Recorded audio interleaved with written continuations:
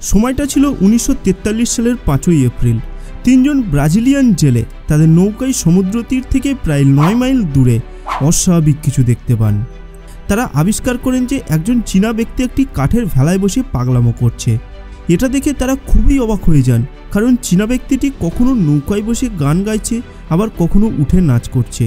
মানুষটিকে দেখেই বোঝা যাচ্ছে যে মানুষটি অনেকদিন কিছু খায়নি এবং ভয়ঙ্করভাবে রোদে পুড়ে গিয়েছে, কিন্তু তার সত্ত্বেও তাকে দেখে মনে হচ্ছিল যে লোকটি একজন সৎ ব্যক্তি।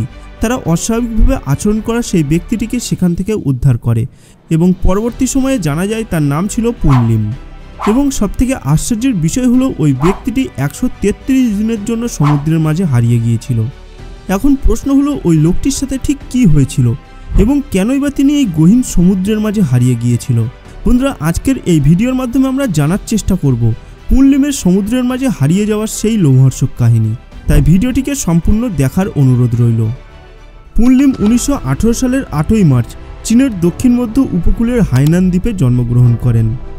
সালটা শুনেই আপনারা বুঝতে পারছেন যে সেই সময় চলছিল প্রথম বিশ্বযুদ্ধ এবং সেই সময়ের একটি ফ্লু মহামারী সম্পূর্ণ বিশ্বের জনগণকে শেষ করে দিচ্ছিল। কিন্তু হাইনান দ্বীপের উত্তরে বেইবিউ গল্ফ এই ফ্লু থেকে বেঁচে গিয়েছিল। তারা মৎস্য শিকার করে দিব্যি তাদের পরিবার চালাচ্ছিল।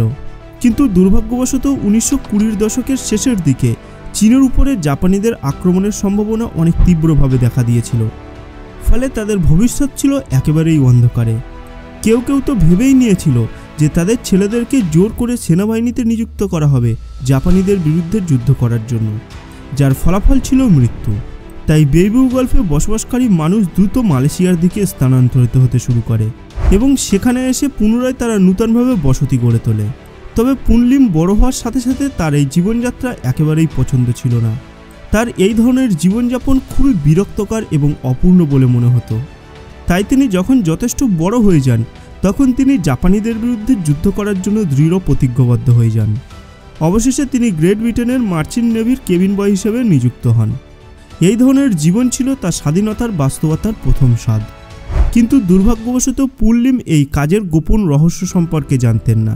আসলে এশীয় বংশোদ্ভূত যাদের সাথে তিনি কাজ করতেন তারা সাধারণত সর্বনিম্ন বেতনে এবং সবথেকে খারাপ কাজের সঙ্গে নিযুক্ত ছিলেন এবং তারা ক্রমাগত ইংরেজ নাবিক এবং কর্মকর্তাদের কাছে হয়রানির শিকার হতো।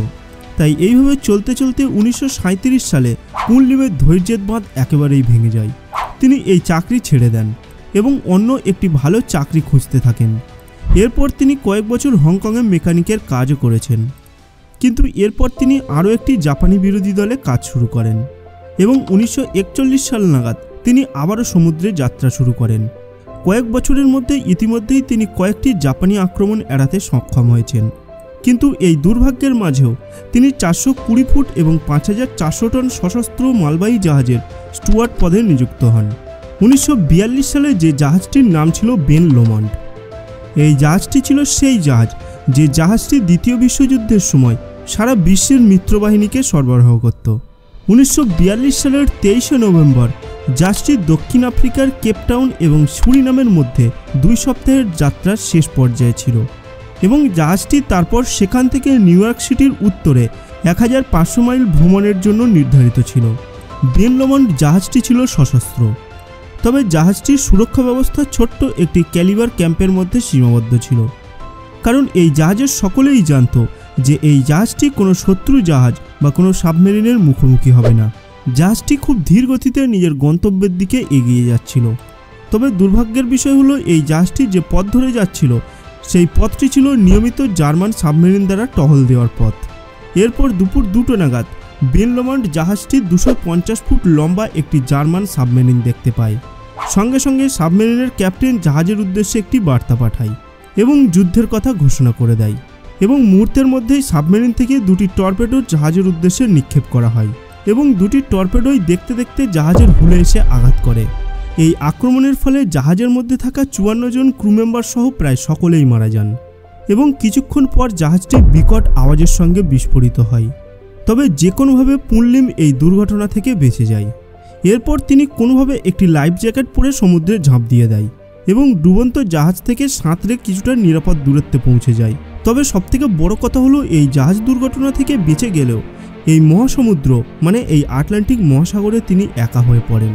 তার দিশেহারা এবং ক্লান্ত শরীর তাকে আত্মহত্যার দিকে পরিচালিত করছিল। তিনি পাগলের মতো জলের মধ্যে ঝাঁপাতে থাকেন।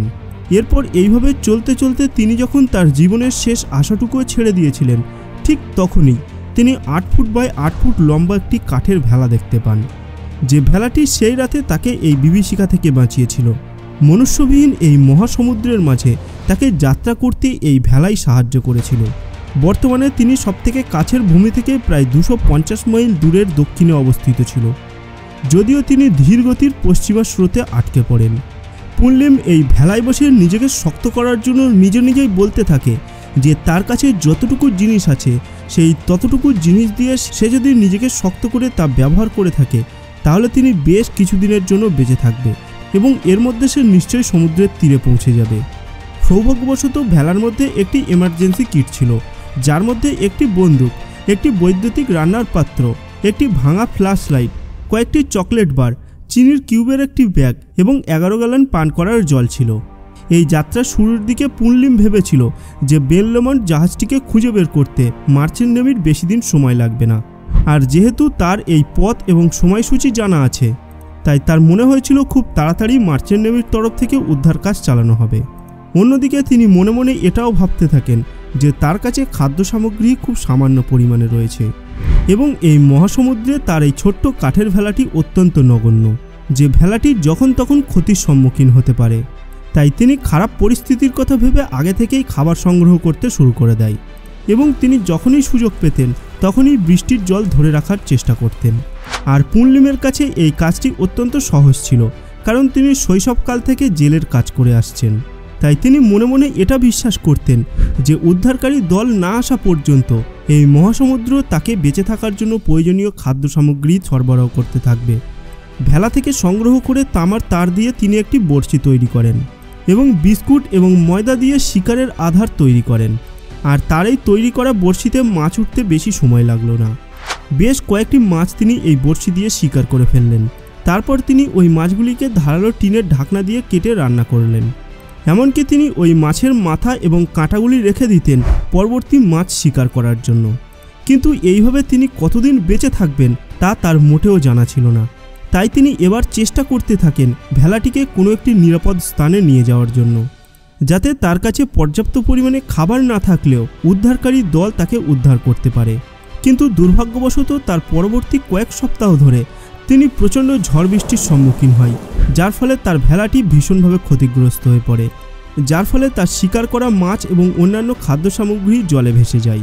তার এই ছোট্ট ভেলাটি বিশাল সমুদ্রের ঢেউয়ে আছড়ে পড়তে থাকে। অন্যদিকে পুনলিম এই সমুদ্রের বিশাল ঢেউয়ের সঙ্গে লড়াই করে অত্যন্ত ক্ষুধার্ত এবং ক্লান্ত হয়ে পড়ে। এবার তার শরীর থেকে শক্তি ক্রমাগত হ্রাস পেতে থাকে।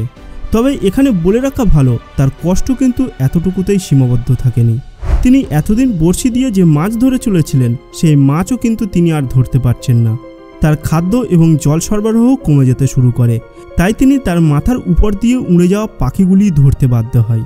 কাঁচা মাংস খেতে তার কিছুটা ইতস্তত বোধ হচ্ছিল, তাই তিনি মাংসগুলিকে কেটে রোদে শুকাতে দেয় এবং অখাদ্য মাংসের টুকরোগুলিকে তিনি মাছ ধরার টোপ হিসেবে ব্যবহার করেন। তিনি বলতে গেলে এমনকি ছোট হাঙরগুলিকেও ভক্ষণ করতেন। ধীরে ধীরে তার ক্ষুধা এবং তৃষ্ণা ক্রমশ বাড়তে শুরু করে। তিনি ভয়ানকভাবে রোদে পুড়তে থাকে। এবার ক্রমাগত তার শরীর অসুস্থতার শিকার হতে শুরু করে। এর মধ্যেই তিনি এই প্রথমবারের মতো একটি বড় মালবাহী জাহাজকে তার ভেলার কাছাকাছি দেখতে পান। কিন্তু ক্রু মেম্বাররা তাকে দেখতে পেলেও তাতে কোনো ফল হয়নি, কারণ তার ইংরেজিতে সাহায্যের আবেদন তারা কিছুতেই বুঝে উঠতে পারছিল না। আর দেখতে দেখতে জাহাজটি তাকে সাহায্য না করেই সমুদ্রের মাঝে অদৃশ্য হয়ে গেল। লিম জাহাজটির ক্যাপ্টেনদের এই ধরনের আচরণ দেখে ভাবতে থাকে যে তিনি হয়তো একজন চীনা ব্যক্তি বলে তাকে তারা সাহায্য করল না। এইবার তার মাথায় আসে যে বেন লমন্ট জাহাজটি ডুবে যাওয়ার সত্ত্বেও কেন ব্রিটিশ নেভির দল সেই জাহাজটিকে খুঁজতে আসেনি। লিমের এই ধরনের ভাবনার সাথে সাথেই ইউএস নেভির একদল বিমান তার মাথার উপর দিয়ে উড়ে যায়। তারা এমনকি তাকে সিগন্যালও দেয়, আর দেখে মনে হচ্ছিল যেন তারা তাকে উদ্ধার করতে এসেছে। কিন্তু দুর্ভাগ্যবশত সেই সময়ই একটি ঝড় এসে তার সঙ্গে যোগাযোগ বিচ্ছিন্ন করে দেয়। তিনি আবারও একবার এই মহাসমুদ্রের মাঝে হারিয়ে যায়। তবে এই দুটি ঘটনার পর লিমের মধ্যে কিছুটা আত্মবিশ্বাস ফিরে আসে এরপর তিনি দৃঢ় বিশ্বাসী হয়ে যান যে তাকে উদ্ধার করতে কেউ না কেউ অবশ্যই আসবে। এর মধ্যেই তিনি লক্ষ্য করেন যে স্থানে তিনি বর্তমানে রয়েছেন সেই স্থানের জল অত্যন্ত স্বচ্ছ এবং পরিষ্কার। এটা দেখেই লিম তার অভিজ্ঞতা থেকে বুঝতে পারে যে এই স্থানের জল অগভীর, এবং তিনি এটা দেখে অনুমান করতে থাকেন যে আগের থেকে তিনি ভূমির কাছাকাছি এসে পড়েছেন। এরপর তার জীবনে ফিরে আসে সেই দিন, যে দিন 5ই এপ্রিল 1943 সালে, মানে বেন লম্যান্ড জাহাজ ডুবে যাওয়ার 133 দিন পর তিনি ছোট্ট সেই মাছ ধরার নৌকাটি দেখতে পান। একটি ছোট্ট মাছ ধরার নৌকা তার দিকে এগিয়ে এসেছিল। এরপর কিছু মুহূর্তের মধ্যেই তার অগ্নি পরীক্ষার অবসান ঘটে এবং ব্রাজিলিয়ান জেলেরা তাকে সেখান থেকে উদ্ধার করে। পুনলিম আটলান্টিক মহাসাগরে প্রায় 5 মাস কাটিয়ে আসার পর তার জীর্ণ শরীর দেখে এটা বোঝাই যাচ্ছিল যে তার শরীরে প্রায় শক্তি নেই বললেই চলে। তিনি ডিহাইড্রেশন এবং অপুষ্টিতে ভুগছিলেন, তাই তিনি ব্রাজিলের একটি হসপিটালে খাওয়া দাওয়া এবং বিশ্রাম নিয়ে তার শক্তি ফিরে পেতে প্রায় 1 মাস সময় লাগিয়ে দিয়েছিলেন। ডাক্তাররা ভালোভাবে পরীক্ষা করে তাকে হসপিটাল থেকে ছুটি দিয়েছিলেন। হাইনান দ্বীপের জেলে সম্প্রদায়রা যখন জানতে পারেন যে লিম এখনও বেঁচে রয়েছে, তখন তারা আনন্দে আত্মহারা হয়ে ওঠেন। এই দুর্ঘটনা থেকে বেঁচে যাওয়ার পর লিম যেন রাতারাতি সকলের কাছে সেলিব্রিটি হয়ে উঠেছিলেন। ব্রিটিশ কনসাল 1943 সালের শরৎকালে তার লন্ডনে ভ্রমণ করার ব্যবস্থা করেন। ব্রিটিশ মার্চেন্টের তরফ থেকে তাকে ষষ্ঠ রাজা জর্জ কর্তৃক একটি ব্রিটিশ রাজ্য পদক প্রদান করা হয়। এরপর তিনি রয়্যাল নেভিকে সমুদ্রে টিকে থাকার কিছু টিপস প্রদান করেন, যা পরবর্তীতে নেভিদের মধ্যে বিতরণ করা হয়েছিল। পরবর্তীতে লিম একটি আন্তর্জাতিক স্পিকিং ট্যুরে বেরিয়েছিলেন, যেখানে তিনি সারা বিশ্বের মানুষকে তার জীবনের এই 132 দিনের গল্প শুনিয়েছিলেন। এরপর তিনি মার্কিন যুক্তরাষ্ট্রে স্থায়ী বাসিন্দা হওয়ার সিদ্ধান্ত নেন, কিন্তু সেই বছর চীনা অধিবাসীদের কোটা শেষ হয়ে যাওয়ার কারণে তিনি বাতিল হয়ে গিয়েছিলেন। কিন্তু সৌভাগ্যবশত লিমের ওয়াশিংটন স্টেট চ্যাম্পিয়ন হওয়ার কারণে বিশেষ একটি অ্যাক্টে তাকে মার্কিন যুক্তরাষ্ট্রের স্থায়ী বাসিন্দা হিসেবে ঘোষণা করা হয়। তুন্দ্রা লিমের এই 133 দিন মানে প্রায় 5 মাস সমুদ্রে কাটিয়ে আসার এই লোমহর্ষক কাহিনী শুনে আপনার কি মনে হলো? আপনার মতামত কমেন্ট বক্সে কমেন্ট করে জানাতে ভুলবেন না। আর যদি আজকের এই ভিডিওটি আপনাদের ভালো লাগে তাহলে ভিডিওটিকে লাইক করার সাথে সাথে নিজের বন্ধুদের সাথেও শেয়ার করে দেবেন। দেখা হবে পরের ভিডিওতে।